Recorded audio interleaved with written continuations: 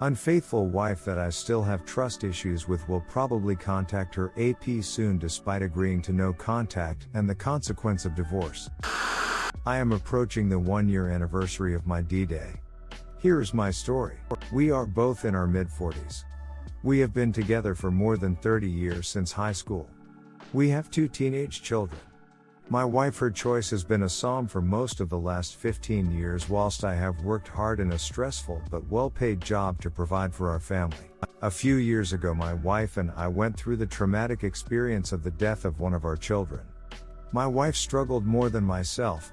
I tried to remain strong for her and our other children. She had bereavement counseling but that did not help her. Her mental state due to our loss was all over the place and things got progressively worse with our marriage. Around 2 years ago, we had a massive drunken argument. I said lots of nasty things, called her names, no physical abuse. I was stupid and immature. I did not apologize for my outburst and this resulted in a dead bedroom and a lack of good communication. I turned to alcohol and I became depressed about the whole situation. This time last year, I was considering divorce. I wanted things to get better between us but I knew we both had to change for that to happen. As a last throw of the dice, I suggested marriage counseling. She declined but I had IC. This helped me. I gave up drinking. I also lost weight and got into my best ever physical shape with lots of exercise. My mental health and attitude towards my wife improved. We were both happier. We had just started becoming intimate again, and it looked like our marriage could survive. So things were looking up again until by sheer chance I discovered her affair. In retrospect, there were lots of red flags but I always trusted her and assumed she would never cheat on me. I did some snooping and confronted her with only a small amount of what I knew. Initially, the affair was D-need, and I got trickle truth. For example, she told me she had only kissed her AP a few times but her story had lots of holes in it. I caught her totally off guard with the confrontation and my questions. The next day I was all set to show her my proof that they had gone beyond kissing each other when she admitted to having unprotected time on more than one occasion with the AP but it was over now as he had finished it. The physical affair had started not longer after our big drunken argument the year before. She came out with a classic line, "I still loved you but was no longer in love with you." She recently told me that because of the arguments that she thought I no longer loved her when her affair started. This was not true. I did still love her despite our problems, as she would have found out if we were communicating and had asked me. Following her confession, I took my wife's phone off her. She gave me the passcode and passwords to email and social media apps. I read all their available messages. There were gaps in chats probably removed just before her confession of the physical affair, but by now I had pretty much the full story. The day after, I messaged the AP from my wife's phone to get his side of the story and to threaten him should he carry on seeing my wife. His story matched my wife's version. He had finished the physical affair due to the damage it would cause to both families and he wanted a life with his BS and not my WS. He told me what an amazing person my wife was. She had fallen for him and that's when he ended it because it was getting too serious for him. He apologized to me and said that he would tell his wife what he had done. I told him that was up to him as I didn't want someone else to suffer the pain I had suffered. I told him that if he ever saw my wife again that I would tell his wife. I did not tell him to break off contact because my plan was to install keylogger software on my wife's phone.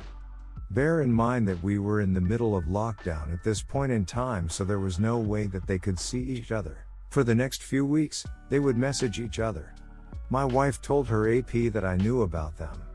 The AP did not tell her that I had messaged him. It was amusing to watch this unfold. They were now having arguments and blaming each other for their affair. My wife, in an attempt to save our marriage or stop me kicking her out of our house, was love beaming me and at the same time giving her APS it for using her and treating her badly. However, she also said she wished that they could see each other and chat properly about what had happened. She did appear to show remorse for how much her actions had hurt me. She admitted to me that she had been selfish. I asked her if she had ever cheated on me before. She answered that with a subtle difference to the question that it was her one and only affair. I am now suspicious she had a one-night stand with a former boyfriend many years ago, but I have no proof. She said she had fallen back in love with me because I had changed for the better. But as we all know, actions speak louder than words, and you cannot believe a word that a cheater says. Even at this point she was still sending messages to him, although they were innocent messages, as they were discussing their hobby, which is where they first met and got to know each other as friends. I phoned a lawyer to discuss my options and see how things would look should we divorce. My wife overheard some of the conversation, and this seemed to wake her up to the reality of the situation. Soon after, my wife sent a final message to the AP telling him that she would not be chatting any longer and he was not to get in touch with her ever again. Contact between them did stop, and at this point I gave her some boundaries and the consequences should she break them. One of the rules was, no contact or see the AP ever again, and if he contacted her to let me know immediately. I told her if she broke that rule I would divorce her. She agreed to this. I told her she needed counseling to work on herself and find the reasons why she did what she did. She agreed, although said she felt at first to go but only went twice and then stopped, telling me she already knows the reasons for her affair so did not need any more counseling. I saw the same counselor a dozen times, and despite client confidentiality my counselor did tell me my wife was remorseful. This was a few months ago. My wife and I have been getting on better than ever. I do love her, but I have not forgiven her yet. There has been no contact between my wife and her AP, but I have reason to believe that may change shortly. Finally, given all that information, the questions I have are: 1. Does anyone think my wife has any chance of redeeming herself and remaining faithful to me, or should I run a mile? 2. Should she contact the AP again, as I suspect she will, even though it will be to chat about something innocent? Should I file for divorce, as she will have broken the no contact rule? 3. If divorce is not the answer, is there anything else she or I should do for a successful reconciliation? Edit update. I am so grateful for all your replies. This has really helped me. I will try and respond to each one and answer questions. Update, as I suspected, my WS has contacted her AP. She will now face the consequences. I posted my story a couple of weeks ago. I received lots of helpful advice and also some vitriol in the chat function. I read all the replies but could not respond to all of them due to time. I ignored the abuse. There are some strange people out there, no idea what your agenda is, but it's water off a duck's back to me. To recap, the timeline is not exact, but the story is. We have been together for over 30 years. We started dating at high school. 2 years ago my wife and I were going through a rough patch, and she had an affair. D-Day was 12 months ago at the start of lockdown. Unbeknown to my wife, I read some of their messages. It appeared as though the physical affair was over, but they were still in contact. I later discovered that he had finished the physical affair 7 months prior to D-Day, probably because my WS had fallen in love with him and he was never going to leave his wife. She was upset and hurt that he had dumped her, especially as he had told my wife that he loved her.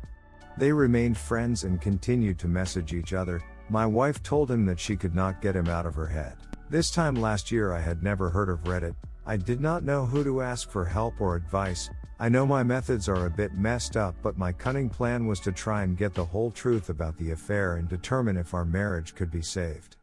Not an easy thing to do when you cannot believe a word a cheater says. My wife could not see the AP, so I assumed she would contact him using her phone to tell him that I knew about their affair. For the next 6 months whilst we were supposedly trying to fix things, I could without my wife's knowledge see their messages.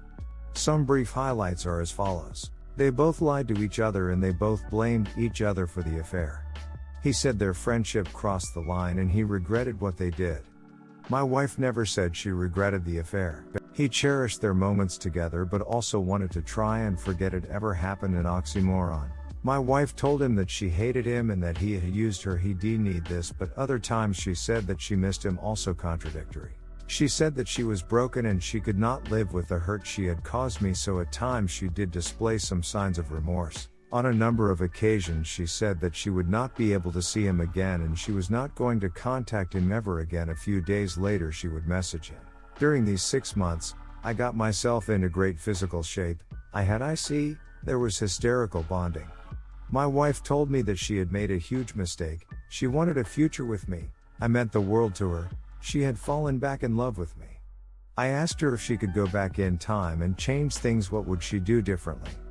Her reply was to not let a good friendship turn into an affair and fix things between us before the affair started. She told me that she would accept any consequences but begged me not to tell our children what she had done.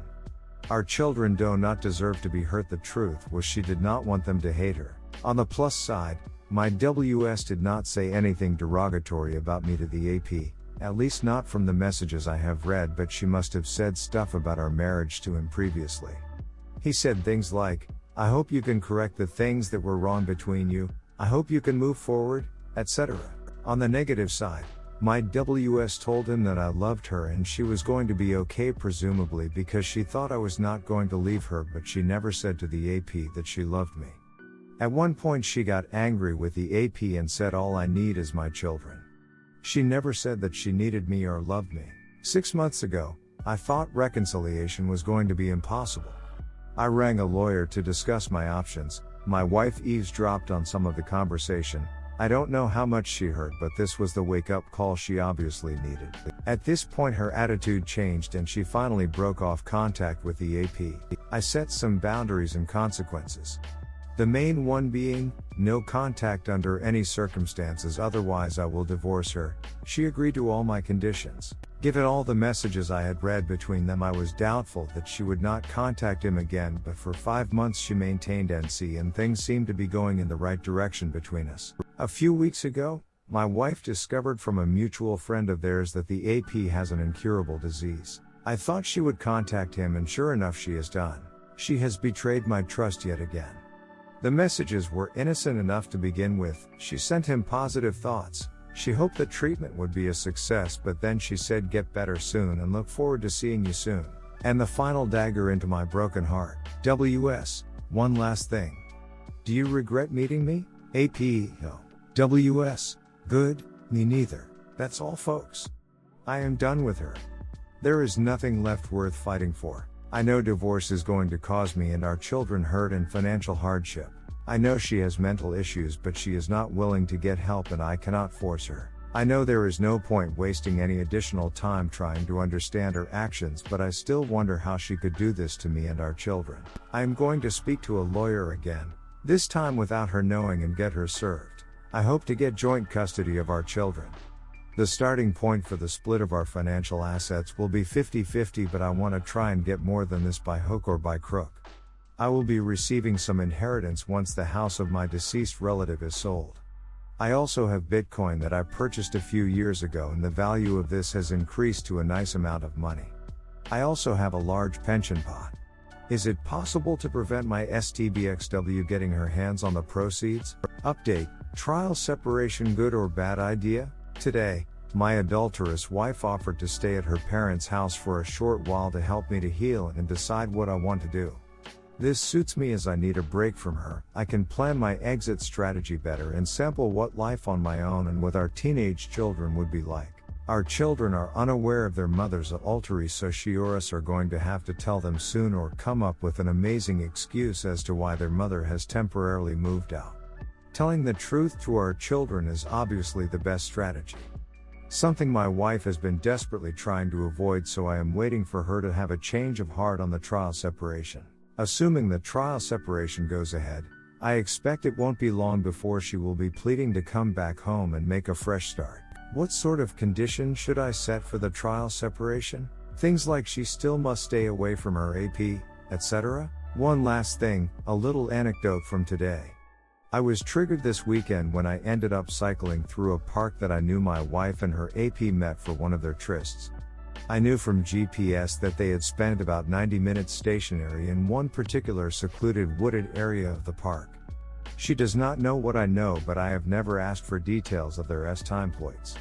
I know they were not having a picnic, and I did not expect the truth, but out of curiosity I asked my wife what kind of time did she and her AP have in the park and how long were they there.